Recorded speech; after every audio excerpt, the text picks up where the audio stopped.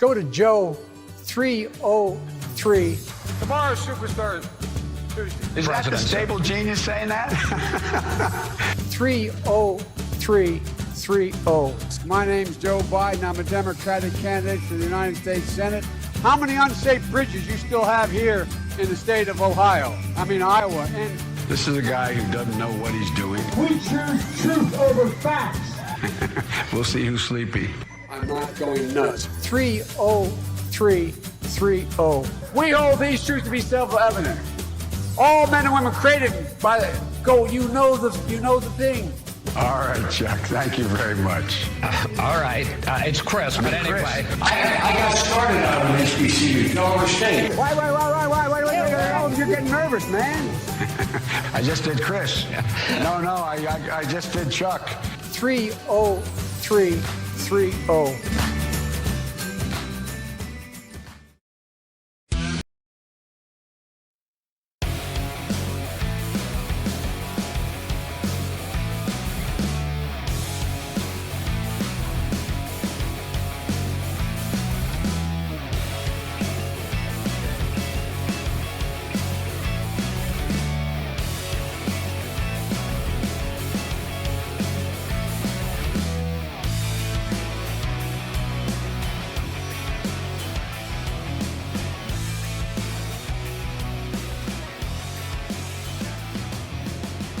Around the nation, DYD Nation, Jeff Waldorf here. Welcome to the show.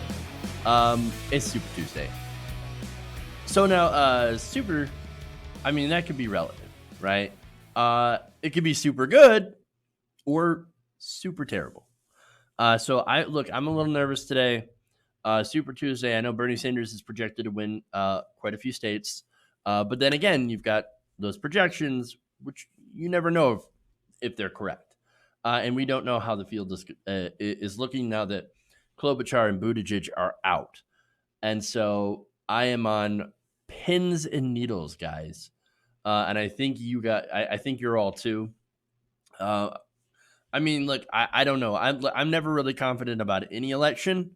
And so we're going to see what happens. Polls close around 8 o'clock Eastern, I believe. 7 in some places. American Samoa is already closed. That's 3 p.m. just Eastern. They just closed. So we're not going to see results until a little bit later. And so we will prolong this anxiety, right? Oh, boy. But hey, look, we're not going to talk about that stuff on the show today because we don't have any results to talk about. But we are going to talk about how Brit Hume forgot how to use the internet. We also have, of course, Chris Matthews, the news on that, and the reaction from women and women's groups. I think that's really important. And not only that, but we're going to talk about Judge Judy versus Bernie. Yeah. So that happened. We've got health insurance stocks. You want to know what happened? How the markets reacted to everybody coalescing around Joe Biden? Well, we've got the answer on that. And then finally, of course, story on Kellyanne Conway and how she dealt with a heckler.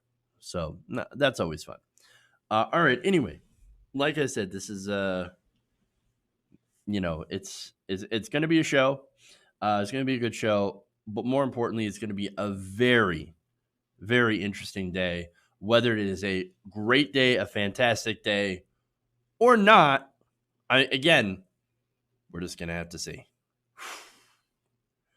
Oh, boy. As GM Dave says, I think Bernie is the only rational choice. You know what's funny is that there are people still saying, well, no, Elizabeth Warren, she's got a shot, so we're going to support her. Well, now, wait a minute. Hold on. She doesn't have a path to the nomination. Oh, but 95% of delegates haven't haven't voted yet. Delegates don't vote, for one. But I guess the 95% of the races are not done yet. Okay, but she's not projected to even win in her own state. Bernie Sanders has been campaigning in Massachusetts. Now, I don't know what her polling lead there. Maybe she's got some internal polling that maybe, shows something different. Maybe shows that she does have a commanding lead and that she'll win her own state. But if she loses Massachusetts, it's over, right? Definitely has no path and should immediately drop out and endorse Bernie Sanders. Now, she should have actually done that before Super Tuesday. Yesterday would have been a great time, or after South Carolina would have been a great time. Instead, she did not, and vows to basically stay into the convention, which again makes absolutely no sense. Why would she stay in the convention unless her entire purpose is to basically split the progressive vote? And so, man, I don't know. I'm gonna tell you, I do not have warm feelings about Miss Elizabeth Warren right now, and I'm sure none of you do. And so, oh boy. All right. Let's see. Dana Fairbanks, by the way, puts in the chat, our planet will not survive another 4 years of climate change denier Trump, but adds hashtag never Biden, hashtag Bernie or bust.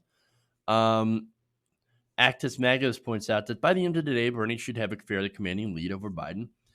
Look, that I know that there will be a lead. I know that Bernie Sanders is not going to lose these contests in California and Texas. What matters is how much that vote and how much the delegates get split up.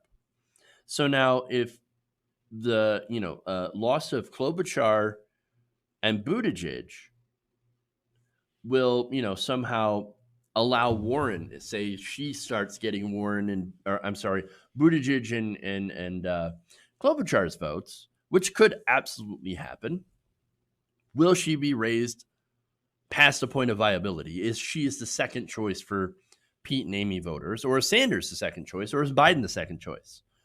And then, of course, if you get above that delegate viability, then you start getting delegates. And how many delegates is Elizabeth Warren going to win today? And how much could it possibly take it from Bernie Sanders? I don't know. And so that's what we're trying to find out. Will Bernie run away with it and get an insurmountable lead? Or will he still get the lead, but have it not be enough to where we think it could end up into going into a contested convention? And so I don't know what's going on here. But that's what we're all really waiting to find out. So, we'll see, man. We'll see. All right, anyway. Koru says she will not endorse Bernie when he wins Massachusetts. She'll be pissed. Probably. I mean, look, a lot of the, hot takes from establishment media are, from near Tandon, basically. How dare Bernie Sanders try to campaign in Massachusetts? That is sexist. Wait. Since when is campaigning sexist? Well, if your name is Bernie Sanders. So, but that's the implication. Okay. Anyway, so look, we'll leave. I guess I'll leave the speculation there. Again, we're not going to see results until later. So, but we have a show, so let's do this. Let's start out with some fun with Brit Hume.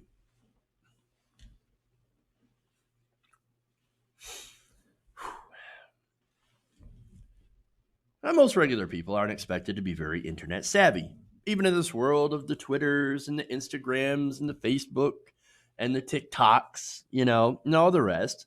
Most people who share pictures online or share screenshots generally don't have to worry about what they have in their tabs, right?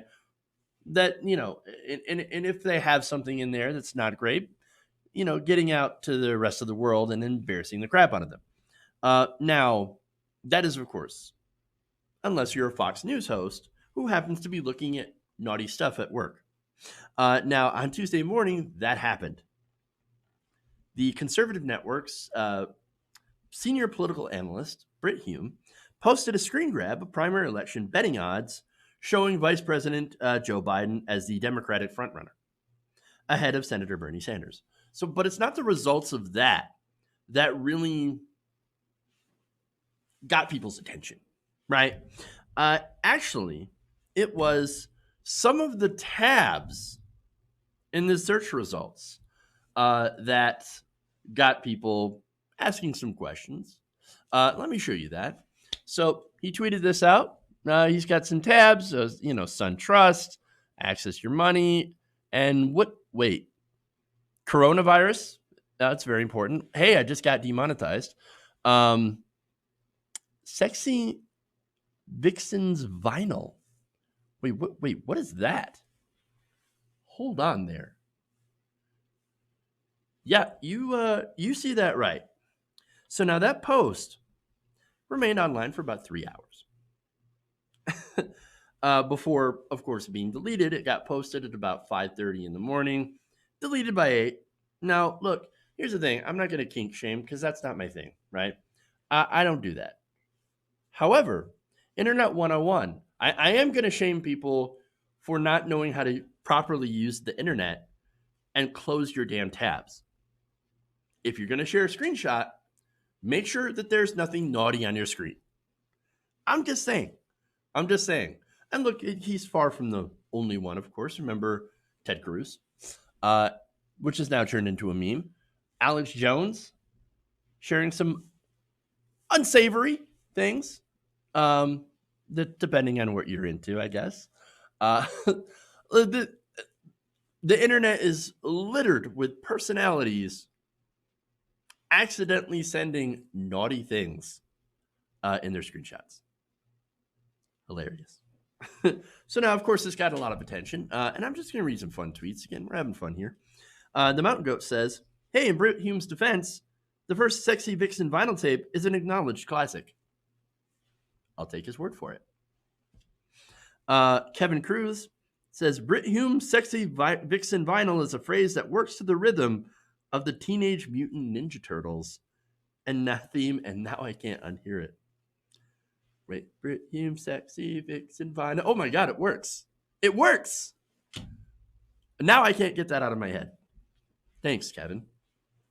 Dennis DeClaudio says, you laugh. Sexy Vixen Vinyl Vampires has excellent political analysis. I'll take your word for it. Aaron Stewart on says, for historical purposes, that feeling when you do some political analysis for Fox News and check your bank account before hunting down some sexy vinyl vixens. Old Rant Dump says, hi, Brit. This is fascinating, but please tell us more about your Sexy Vixen tab. Show the people what they want to see. Clancy Moped says, I'm voting for Sexy Vixen vinyl. I know, right? Just do a write-in. That's what we're going to do. Feminista Jones says, Brit checking his money, his cash, his hose, his health status, and election results at 5:30 a.m. on a Tuesday, or just a normal Tuesday. And then adds, same as me. There you go. Eric One Half says, so I think Brit Hume trying to send a message to America, and that message is, I'm a naughty, naughty boy, and I need a good spanking. Awesome. Very awesome. Lumpy Louise says, oh, I didn't even know I had one of her tweets. Fantastic account. Follow her. Says, I too look at Sexy Vixen vinyl when I can't sleep, waiting for my betting odds to change. Christopher Todd says, unless Sexy Vixen is parlaying election odds, not sure you meant to screen it, shot this as is. All right. And Andy H says, love to wake up early in the morning to research my 3 favorite things: viral outbreaks, politics, and Sexy Vixen vinyl. Ben Dreyfus says, people who keep laughing about that tab, but honestly, first thing I thought was, who banks at SunTrust? Asking the important question. And then finally, Crossfade Tourette's greatest hits says, I hear Sexy Vixen vinyl got a 60% upswing. Impressive indeed. So, a little bit of fun. Let's go to some serious stuff. All right.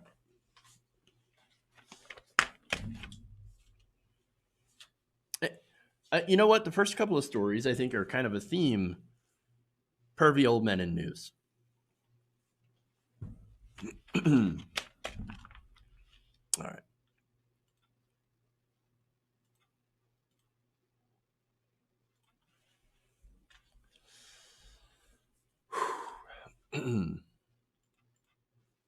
Oops. Set this up here.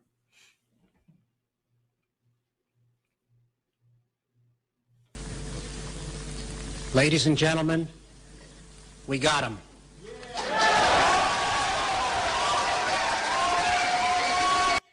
Down goes Chris Matthews. Down goes Chris Matthews.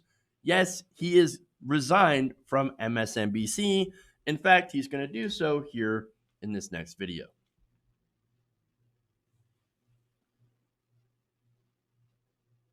I'm retiring. This is the last hardball on MSNBC, and obviously, this isn't for lack of interest in politics. As you can tell, I've loved every minute of my 20 years as host of Hardball.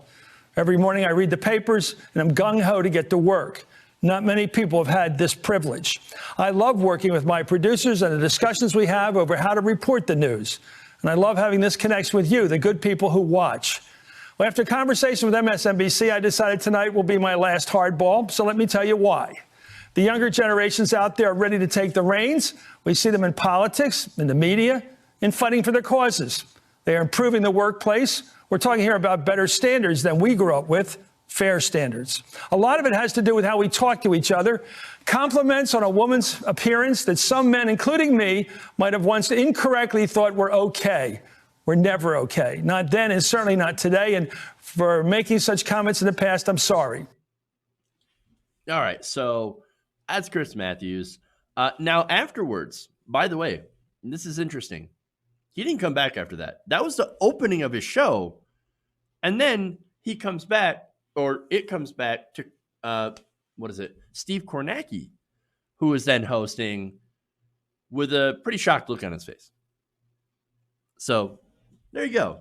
Now, after this happened, women's rights groups are cheering this because apparently Mr. Matthews has had a bit of an issue with women, specifically sexual harassment. This actually comes after 3 days after GQ columnist Laura Bassett accused Matthews of demeaning and objectifying her and other women guests during segments as well as behind the scenes. Now, Chris Matthews has had a very long career. He's been on MSNBC for 20 years. And there are some uncomfortable moments that he has had with female I'm retiring. Guests. This is the last With female guests on his show, including this with Erin Burnett. You get a little closer to the camera. What is it? Is it Coming in closer? Strangely? No, coming further. Coming closer. Really close. What are you? Just kidding. You look great. Anyway, thanks, Erin. It's great to look at that look. You're great. I don't even know. I'm going to have to go look at the tape here. I'm no, in a you're beautiful. location. I'm just kidding. I'm just kidding. You're a knockout. Anyway, thank you, Erin Burnett. All right. It's all right getting bad news from you, even. Okay. Thanks for coming on Hardball. Up next. Oh, that's cringe. Total cringe. She's like, wait, what? No, is there somebody in my shot? No, he just wanted you to get closer to the camera so we could look at you. I mean, that's super creepy, right? And there are a lot of people who have similar stories to that. One of those women is, as I mentioned, Laura Bassett. So now she wrote this. In 2017, I wrote a personal essay about a much older married cable news host who inappropriately flirted with me in the makeup room a few times before we went live on a show, making me incredibly uncomfortable on the air. I was afraid to name him at the time for fear of retaliation from the network. I'm not anymore. It was Chris Matthews. So now let me give you an example here of one of the interactions that Miss Bassett had with Chris Matthews. Now, in 2016, she writes, right before I had to go on a show and talk about the sexual assault allegations against Donald Trump, little interesting context, Matthews looked over at me in the makeup chair next to him and said, "Why haven't I fallen in love with you yet?" Creepy. Creepy, unnecessary. Wow. Now, Julie Milliken, vice president at Media Matters for America, points out that MSNBC should have been ashamed to have propped up this man for so long, and they have quite a history, quite a record of Chris Matthews doing similar things. In fact, Milliken says he has a decades-long history of misogyny on and off the air, and even openly bragged about whether women measured up to his Chris Matthews test of women's attractiveness. He has his own test. Wow. Despite all of this, Milliken added, MSNBC continued to give Matthews a powerful platform on the network, making him a feature of their political commentary and a staple of their election coverage. And by the way, there was other statements that Chris Matthews made against Bernie Sanders, which was finally enough to get him removed from election coverage, but not the stuff against women. So I just want to point that out as well. Now, she says, no matter how the decision was made for Matthews to exit, the fact remains that MSNBC turned a blind eye to his sexist, misogynistic, and offensive behavior for years. Shauna Thomas, co-founder and executive director of Ultraviolet, said in a statement that Matthews' departure is, quote, what needed to happen. For decades, Matthews has used his position to harass women with sexist and predatory comments, while undermining women serving in public office. From his history of sexual misconduct, his refusal to believe and support survivors, and his egregious sexist behavior, Matthews had no business being on television for as long as he has been. That was true before Laura Bassett courageously came out to share a story, and it remains true to this day. Now, for Bassett, she added that, quote, all I got to say is, it's about time. And then adds, no, I have actually more to say than that. Since calling out Matthews this week has been really tough, the harassment has been invasive, cruel, and personal, and it's all worth it if he will never have the platform to demean and objectify us again. Now, understand, people who are fans of Chris Matthews are not, and the reason that I'm talking about this, or that I bring up this point, right, is that, online, the establishment is saying, oh my God, these toxic, misogynistic Bernie bros, they are literally the worst people on the internet, right? And look at how they attack women who disagree with them. Well, now, wait a minute. The people who are attacking Laura Bassett aren't Bernie Sanders supporters. These are people, Bernie Sanders, look, Chris Matthews does not like Bernie Sanders. It has been very clear in a lot of the videos that we have gone and talked about before. So who are fans of Chris Matthews that are going out and attacking Bassett for accusing Chris Matthews? These are establishment liberals. These are the people that agree with Chris Matthews. So understand that, right? They want to call Bernie Sanders supporters the worst people on the internet. The sexist, misogynistic. They hate women. They're all white bros, hate women. Okay, well, who are the people attacking Bassett? Because it's certainly not Bernie Sanders supporters. Yeah, they're not going to talk about that. Of course not. Of course not. So, look, I mentioned earlier, it's not the only controversy involving Matthews. You also had the backlash. We covered that in the show when he compared Senator Bernie Sanders' victory in Nevada to the Nazi invasion of France. Yeah. So, and not only that, but he's talked about in very negative terms about Bernie Sanders, about socialism in Denmark and all that stuff.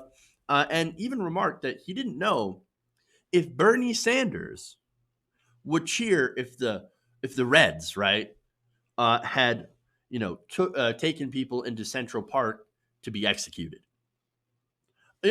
I don't know if Bernie Sanders would cheer about that. That is so ridiculously over the top. Insanity. I will not miss this guy being on the air. I think it should have happened. He should have been let go a long time ago. And understand, this wasn't him resigning.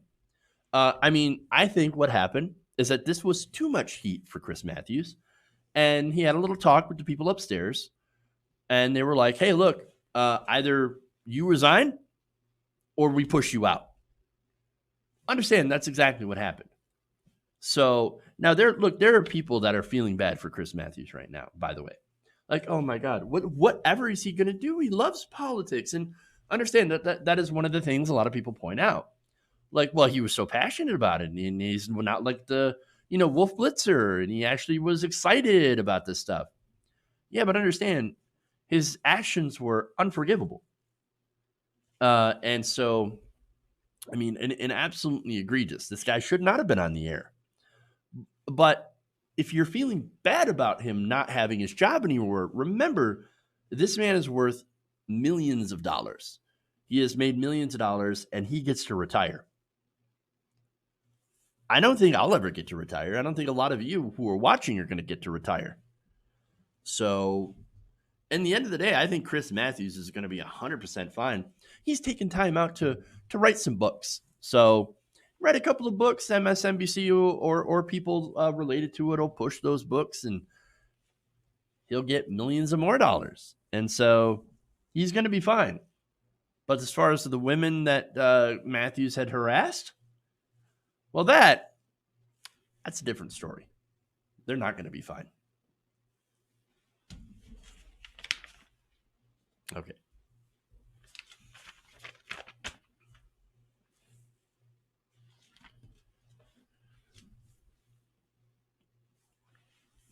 Let's go to the next story.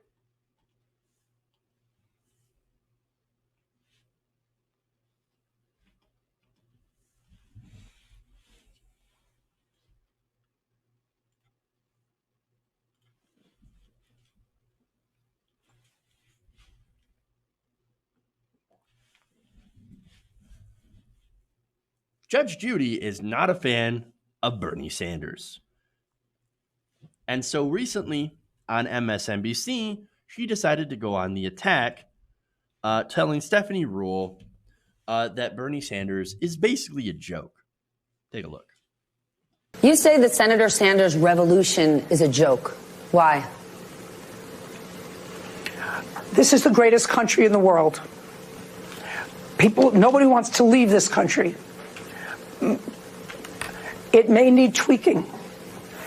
America is a land of opportunity. It's a place where you can have big dreams, where you can be the hero of your own story, where you can look to realize that American dream. I did. I know Mike Bloomberg did. Senator Sanders' revolution is not what this country needs. It's a revolution that, A, is a joke because it's fiscally impossible, and B, wherever it's been tried on a large scale, it's failed. I mean, if you look at socialism, when I looked at the definition, right next to it was a map of Venezuela. And you know how successful it was there. Venezuela. Anybody at home? Time to drink. Man, I mean, it's fiscally impossible, and it's an absolute joke. And by the way, socialism, Venezuela. 100% boomer energy right there. I mean, come on. No, here's the thing. It's so fiscally impossible that only every single country in the developed world has decided that they could figure this whole thing out. No, the joke here is not Bernie Sanders and his political revolution, right? No, the joke here is that there is this woman who was worth over $500 million, almost $1 billion, right? And she is going on TV and crying about the possibility of paying a little bit more in taxes. By the way, that's why she endorsed Michael Bloomberg. Bloomberg is an authoritarian, right? But he wants to stop as well Bernie Sanders from enacting actual policy to help the American people. So it's kind of natural that Bloomberg and Judge Judy both don't want to pay more taxes, decide, you know what, I'm going to come out. And she explains in the interview, I came out of she called it closet, but then came out behind the curtain to say, that's why I feel so strongly to go and support Michael Bloomberg because we had to stop Bernie Sanders. In fact, she also previously said that she would fight to the death against Bernie Sanders. Oh, come on. So now she is going to continue talking about that in this next video. Young people may get excited about the word revolution. Young people always want a revolution. Then they grow up. So it's really a joke to think that you can fool the American public when you've been in Congress for as many years as Bernie Sanders has been in Congress, who I think had either 3 or 4 bills passed in the 30 years that he's been in Congress, and 2 of them were to name post offices. To think that this is a man who can create a revolution, a peaceful revolution in this country, and bring everyone together. Man, so out of touch. So absolutely out of touch. Oh, man, you see young people want a revolution, then they grow up. You young people who want health care, they grow up. Yeah, people who are drowning in student loan debt, who pay and pay and pay, and still most of what they're paying is interest. Grow up. Yeah, revolution. No, that's stupid. You're stupid. That's what she's saying. I mean, you're never gonna have these, healthcare, good healthcare. Oh no, every other country can do it, but we can't do it here. It's fiscally impossible. I mean, she is just rubbing it in your face. This is what entitlement looks like, right? This is what condescension looked like, and she is absolutely dripping with it. Okay, so now I want to address actually the part about where she goes after Bernie Sanders for he didn't get anything done. I mean, he's expecting to lead a revolution when he's named a couple of post offices. I mean, his record is terrible. And so, yeah, he can't do anything anyway. Oh, yeah? Well, let's go to somebody who has seen Bernie Sanders in action. And this is former Labor Secretary Robert Reich, who was answering some questions about Bernie Sanders' effectiveness. Take a look. What do you say in response to Barney Frank saying that Bernie was ineffective in Congress? Well, actually, I was there. I mean, I was Secretary of Labor through some of these years. I saw how effective Bernie actually was. He was tenacious. He kept on getting changes, amendments, and very large pieces of legislation. His name was often not on those pieces of legislation. He did not have and does not have a huge ego. So he didn't hold out for his name to be highly placed on a piece of legislation. But he did hold out for amendments and for changes that almost in every case, not virtually in every case, helped working people and helped the poor. And I saw it again and again and again. He was an effective legislator, in fact, one of the most effective legislators, because the more you work behind the scenes and don't try to push yourself out there and don't try to get the limelight, the more effective you can be, which ironically invites the complaint from some people that he was ineffective because he was not in the limelight. I absolutely love that answer because it's true. That shows exactly who Bernie Sanders is. I don't care if you put my name on this. No, I just want to get things done. I just want to help the American people. And there it is. I mean, you heard it. Tenacious, works behind the scenes, is enormously effective, does not have an ego. I know. And one of the establishment tricks is say, oh, look at this guy's ego. I mean, I can't believe he's running a primary in order to become president. Oh, what an egomaniac. Oh. But he doesn't actually care about having his name be on a bill. And that's why he doesn't have his name on a lot of bills that passed and were successful. And he's like, look, if my name being on it makes it so that it doesn't pass, then I don't want my name on it. And that is an effective way of doing things. And so he is also right, Robert is, that does lead to the very same criticism, which is ironic. The very thing that makes him so effective is used against him by bad faith actors. These people are intentionally malicious towards him and don't care about facts. And look, one of those people, by the way, is now Elizabeth Warren, who's using that same kind of attack against Bernie Sanders. Now, Sanders responds to that criticism from Elizabeth Warren by saying, hey, look, I passed the most significant veterans bill of recent history. I helped pass that. Put $11 billion into community health centers for the Affordable Care Act. And I also worked with the Republicans to help the U.S. end its involvement in the war in Yemen using the War Powers Act. That is something that he'd just done recently.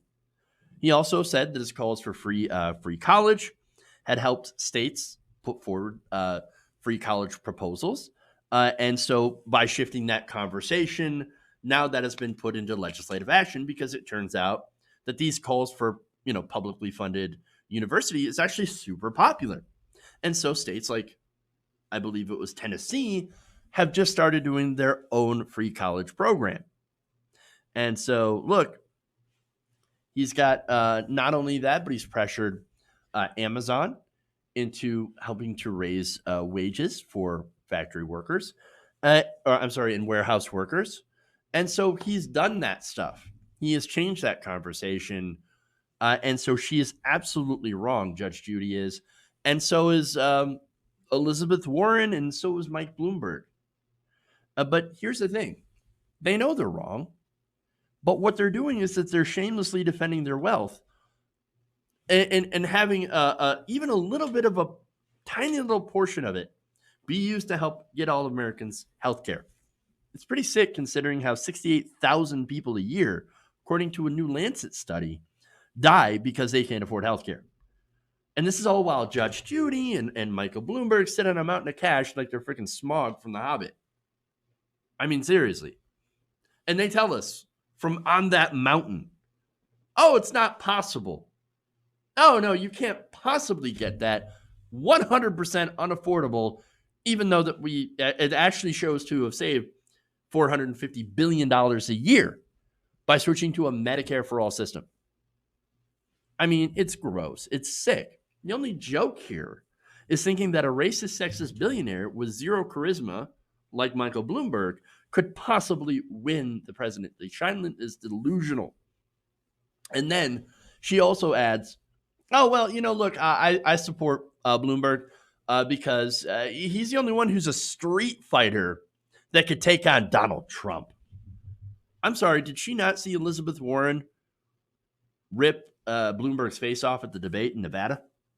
That was arguably one of her best moments where she took on Bloomberg with a 2x4. No, she didn't. She ignored it because you know what? All Judy is worried about is keeping her taxes low and making sure that no one lays a hand on her precious fortune. Sad. Okay, anyway. So I'm going to take a break. We'll come back. We got a couple more stories, so stay right here. We have the markets reacting to the consolidation of the centrist vote. And then we've got a story on Kellyanne Conway.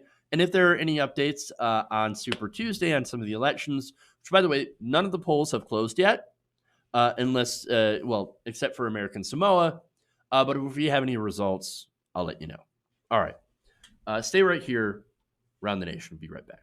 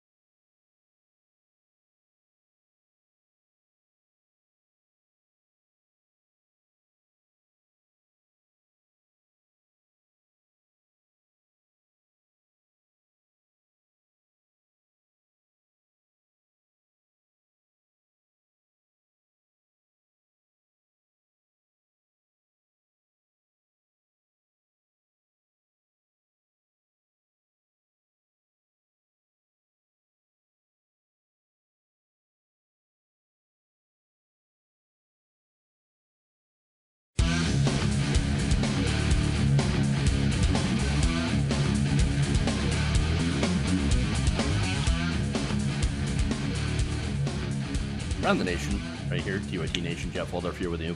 Welcome back to the show. So now I want to thank a couple of patrons, patreon.com/TYT Nation. That's how you can support independent progressive media. That's the only way that we're able to do the show is with your help. So thank you. I want to thank Veronica Fox and Corinna E. Channel memberships is another way that you can support us. I want to thank Lauren MW and Romeo Alpha 68. So thank you to those channel members as well. You can become one by hitting the join button below. Also, a good thing about that is I will read your comments. The Searoth mentions the stock market is in free fall, even with the rate cut from the Fed. That's because they're worried about coronavirus and also about a little bit about Bernie Sanders as well. So good. Let it happen. Let it fall. All right. Anyway, Mark Davis with a super chat, by the way, says, saw Bloomberg billboard on I-70 near Bonner Springs, Kansas, about how he could beat Trump. Seems an odd place for one. Look, you can't swing a bat anywhere without seeing virtually, without seeing a Bloomberg ad anywhere on the internet. And so I'm not surprised to see actual billboards. But that's the thing is, right? Bloomberg is the billboard candidate. That's essentially what it is. He creates a false persona by buying off the media and then shamelessly promoting himself and painting him as something that he is not. He is the wild card in this Super Tuesday, and I'm very curious to see if that advertising spending is effective or not, especially now that, look, he wasn't on the ballot in really any of the other states, right? So now he is in these Super Tuesday states on the ballots, and we're going to see how he does. And so it could be a terrible showing, which I'm hoping for, or it could be, then again, how many votes is he taking from Biden, right? He could hurt Biden. I don't think he hurts Warren. I don't think he hurts Sanders, obviously, but maybe he puts enough dent into Biden because he's got that big of an ego. You talk about an ego problem. He's got that big of an ego to think, no, I'm the only one who should win. That could allow Bernie Sanders to run away with it. So I don't know, man. We're going to have to see. But no results, by the way, on any of the Super Tuesday states. No results have come in because the polls are still open. So people are still voting. I haven't seen any reports on exit polling yet. And so, look, if that comes in, I definitely want to talk about that because exit polling is a great way to see. But I don't think we're going to be on the air when that starts to come in. So anyway, now, oh man, Corn Pop is a walking gaff. You're right about that, Christy. Let's see. I love watching people turn their backs on Bloomy at that church. Oh, totally agree. Absolutely. Okay. Anyway, I could read comments all day, but no, let's get to the stories.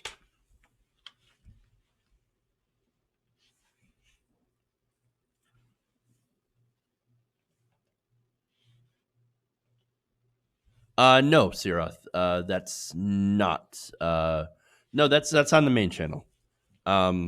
So yeah, that's only on the main Young Turks channel, which I am not on. So, all right. Anyway, well, I will be watching the results along with you guys, and probably tweeting. All right. Now that the centrists have rallied around Joe Biden, I want to see where the markets are at. Now, what's interesting is, again, we had Pete Buttigieg and Amy Klobuchar that dropped out right after South Carolina, and they have rallied and endorsed Joe Biden. And not only that, but you had our old friend Beto O'Rourke, or as Kyle Kalinske likes to call him, Beto my stork, that has also endorsed Joe Biden. Sad. That's actually really, I mean, it's disappointing because back when Beto O'Rourke was actually a progressive or acting like a progressive, he was doing really well against Ted Cruz. But O'Rourke, and here's the thing, when he dropped out, you think, okay, maybe this guy could have a redemption arc later on and go back to supporting the actual policies that, had him do well in the polls against Ted Cruz in the first place in Texas. Instead, he ran a vanity campaign for president, dropped out, stood on a bunch of tables after skateboarding around for a while and saying ridiculous things. And now he's endorsing Joe Biden. I mean, you've got to be kidding me. But he's not the only one that's a problem here. You've got Elizabeth Warren that's still in too. And Elizabeth Warren, unfortunately, right now is staying in to hurt Bernie Sanders. Since all of that has happened, health insurance stocks have risen to new heights, showing, of course, that there is a lot of enthusiasm among Wall Street and insurance companies that they will be successful at stopping Bernie Sanders in Medicare for All. So now on Monday, Humana, United Health Group, Anthem, and Molina Healthcare have advanced at least 1.7% each, spurring the 7-member index of S&P managed care companies towards its best day in almost a month. So that's a part of the stock market that has rallied. But I'm sure that's just a coincidence, right? It has nothing to do with these companies breathing a massive sigh of relief now that Bernie Sanders might not actually win the nomination or not win enough delegates to come in with the convention with the majority and get the nomination stolen from him and given to Joe Biden. Oh, wait, actually, that's exactly what's going on. Now, the intra-day rally came as investors leaned into bets that Klobuchar's backers will side with Biden and not Bernie Sanders. Now, look, voters are strange, right? Everybody's out here trying to understand what exactly voters are going to do. Surprisingly, backers of Pete Buttigieg, 21%, a majority of Buttigieg backers, actually decided that their second was Bernie Sanders. Now, look, Klobuchar is the only actual moderate in the race. But we don't know. But even some Klobuchar backers, and I don't have polling on this, but I'm assuming even some Klobuchar backers might consider Bernie Sanders. Again, weird, right? You just never know who people's second choice is going to be. But nonetheless, a lot of people on Wall Street thought, oh no, they're all going to go to Biden. Yeah, maybe some will go to Bloomberg. I don't know. But basically, that got a lot of notice from progressive activists who were like, wait a minute, you've got all these insurance stocks that are starting to rise. Uh-oh. Now, these observers suggested the surge may be from an expectation that a Biden victory could stop Bernie Sanders in his progressive movement, which has made universal Medicare for all healthcare a centerpiece of the race. People, according to progressive activist Christopher Jackson, are gleefully gambling on the health insurance CEOs will be able to continue to profit off killing our friends and family. Now remember, they're right. If you think that's hyperbole, no, it's not. 68,000 people a year die because they can't afford health insurance in this country. Biden's plan is not universal health care. It's a public option.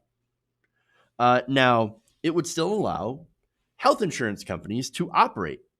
In fact, his plan says, let's expand the ACA a little bit, give you some subsidies, and then do a public option, maybe. Very, very little change. And they'll probably give up on the public option. Okay. So now, according to an analyst, Biden's plan would still lead to the deaths of 125,000 people over the first 10 years by leaving millions of Americans still uninsured. Now, the insurance companies love this because Biden's plan again, doesn't really fundamentally change everything as he promised his donors. And they still get subsidies, right? And leaves an estimated 3% of the population uninsured. These are people that are the poorest Americans in the country and often the sickest people in the country. So these health insurance companies are like, no, we're not interested in those people because then we actually have to pay out instead of just collecting premiums until they get sick. No, we're not interested. Either those people get left without insurance or they go to our public option system, which is, again, going to be loaded with sick people. And then that's going to make it very inefficient, very costly. And then you're going to have Republicans like Mitch McConnell going, look at how expensive that is. What a waste. Government doesn't work. We should get rid of it. Free markets. Look, that's the problem with every plan that leads or that leaves for-profit health insurance in the mix. And I'm sorry, but every other plan other than Bernie Sanders allows those health insurance companies to exist, from which, by the way, our government is corrupt. I know Chris Matthews hates it when people say that, but he was fired anyway, so who cares what he thinks? No, our system is corrupt, and you're going to have these health insurance lobbyists paying off politicians to go and try to kill the public option. I mean, it's so incredibly obvious, or at least it should be, but not to some people. Now, what's funny, too, is that the ACA is now going back to the Supreme Court, which means we might not even have, if they're successful and dismantling the ACA, we're not going to have anything to build off of. So, or Joe Biden's not going to have anything to build off of. So much for, oh no, we can't just start over with a Medicare for all system, which, by the way, it wouldn't be because you're expanding Medicare to everyone. I mean, it's absolutely ridiculous. Now, that stock spike, by the way, also coming at the time, reporting on Klobuchar's endorsement was in the works, provided voters with, quote, and this is according to Marshall Steinbaum, who's an economist, everything you need to know about the Democratic primary. Basically, the stocks go up because the Democrats, who are supposed to be this left-wing party, but they're not, these stocks rise because all these centrist establishment, basically Republican candidates or Republican lights, come together and say, we are going to oppose the change candidate. And by the way, Elizabeth Warren, you are also opposing the change candidate because you are basically in there to block Bernie Sanders. You are splitting the progressive vote. You have no path to the nomination. You have no path to victory. And all you're doing is taking delegates which could go to Bernie Sanders. I mean, it's ridiculous. Cartoonist Eni Valley also talked about this and said that the stock surge is a reminder of what's at stake and which candidate brings euphoria to the U.S. healthcare murder cartel. He's right. Jordan Uhl on Twitter also noted that the contrast between Bernie and Biden and the broader progressive and establishment wings of the party could not be clearer. And it's true. And look, if you support the for-profit insurance industry, you're supporting a system where tens of thousands of your fellow Americans die every year because they can't afford health care or go bankrupt from medical debt. Which, by the way, and nowhere else in the world does medical debt actually exist. Only here in America. Only here in America, right? You're supporting a system which makes it easier for sicknesses to go around, pandemics, because people will refuse to see a doctor over the healthcare costs. A public option doesn't fix these issues. Only Medicare for all, a truly universal system, can do that. And there's only one person out there who we can trust to actually get that done. And that's Senator Bernie Sanders. Okay. All right. One more quick story here.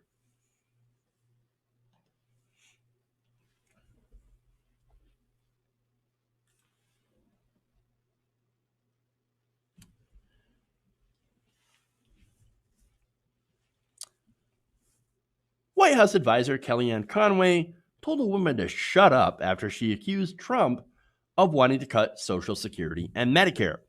Now, this happened during the Attorney General William Barr's rollout of an elder fraud program in Tampa. Now, this is in Florida. While Kellyanne Conway was speaking, she was, of course, interrupted. Tampa Bay Times correspondent Anastasia Dawson reported that the woman was told to shut up and sit down, according to reports, after she had again accused and said, hey, Trump's going to cut Social Security. He's going to cut Medicare. And so we don't want you to do that. Conway, however, did not directly answer the woman's question of if that is the case. Well, that's because they couldn't answer that question. There's no good answer to that. Now, she did respond to it and said, I'm pretty sure that will make you a superstar tonight, but I'm here for the seniors. That's condescension. Oh, that's dripping with condescension. And said, it's easy to be loud. It's far more difficult than to do something about it. Okay, well, what are they planning to do for Medicare and Social Security? Glad you asked. Now, so far, they're planning reductions in spending, right? So now they're spending it as, oh, no, it's just reductions in spending. We're not actually cutting any benefits. And so far, from what I've read, that is true. So far, right? Now, that doesn't mean that they don't want to cut so-called entitlements later on and actually start to cut into benefits. And look, the reason that they're not right now is because it's political suicide. But they are cutting Social Security and they are cutting Medicaid. And so that's what they're trying to do first. We're going to take out Medicaid and then we're going to chip away Social Security. And then when nobody's looking, we're going to take out Medicare. So understand that's always been in the conservative playbook, even if right now that's not in the current bill, right? And these are, by the way, based on Trump's budgets. So now, in Trump's budget, when it comes to Social Security, and mainly they're not touching retirement at the moment because, again, old people, right, who generally vote more conservative, and it would be political suicide. They do go after disability.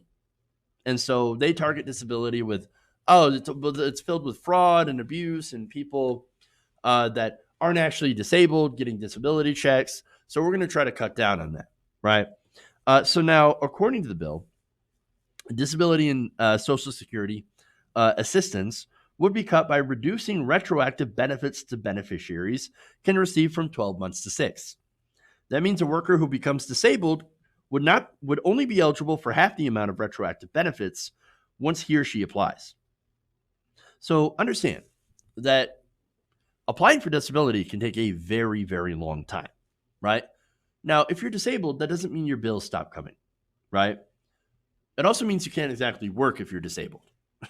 So you will continue to rack up bills, possibly medical bills, and need that retroactive income because the reason that it's there is to help you catch up on your medical and on your costs of living.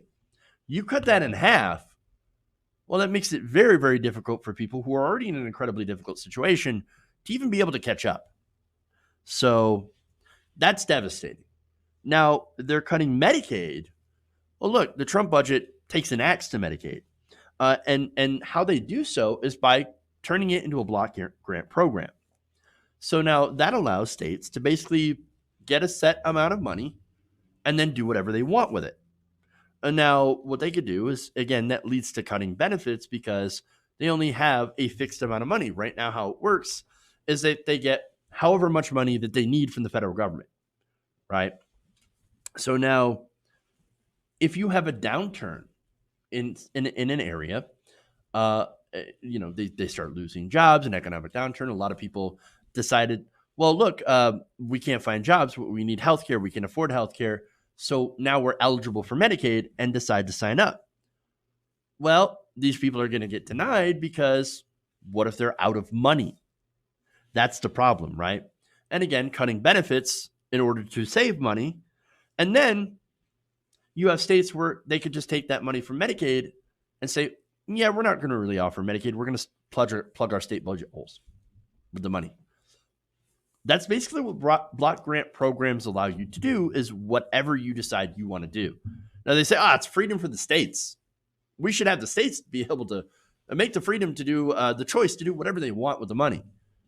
I mean, they could spend it on healthcare, but maybe they don't want to. We ran a deficit because we wanted to cut taxes for corporations. So let's just use that money to fill the hole so that we have a balanced budget. I mean, they could if they wanted to. And by the way, they could justify all of these different cuts by, as I said before, saying, look at all the waste, fraud, and abuse we have in the system. That's why we have to turn it over to the states, because the federal government is bloated and inefficient. States can do it better. And a lot of these people that are on disability, well, they don't need it anyway. They're not actually disabled. And so I understand that's what they're trying to do. And so now, look, in reality, of course, they don't want these programs to exist, and that's why they do all this stuff. But the only answer that Kellyanne Conway can give to this question of if you're going to actually cut these programs is sit down and shut up. I mean, what an answer, right? But understand, this is how they see people like us, as not even human beings worth consideration. How dare you challenge me? How dare you? No, you just sit down, you shut your mouth and listen while we lie about having your best interests at heart. I'm just here for the seniors. Really? You're here for the seniors. No, you're not here for them. No. There are people there that need those programs, and all they want to do, the Republicans, is cut, with the help of corporate Democrats. And then when they cut that money, they then take what they saved and put it in tax cuts for the rich or corporate subsidies. They give it to the donors. So this woman is very right to be worried. And look, so is Kellyanne Conway, by the way, because it turns out not a lot of people believe in Kellyanne Conway because she's been shown to have been a complete and utter shameless liar. They know she lies. They know she spreads disinformation, and that she, along with a lot of Republicans, truly despise the poor. If you are elderly, poor, or disabled, or any number of those things, right, and you're worried about the very things you rely on for survival, just remember this. Kellyanne Conway wants you to shut up. That's how they really feel about you, man. Sit down, shut up, and take our crumbs. Okay. That's it. That's all I got for you guys today for the stories. Do a quick check on Super Tuesday stuff, but I don't think there are any big updates on this at all. Nope, I don't really see anything of that. So, all right. With that, guys, thank you. Please like and share the stream if you haven't already. Love you guys. And remember, change begins with you. Good night, nation. We will see you tomorrow. You can check back on our social media feed and see, if there are any results or my analysis of the results tonight. So, Super Tuesday, man. If you have yet to vote, get out there. Polls are still open. All right. With that, we're out of here.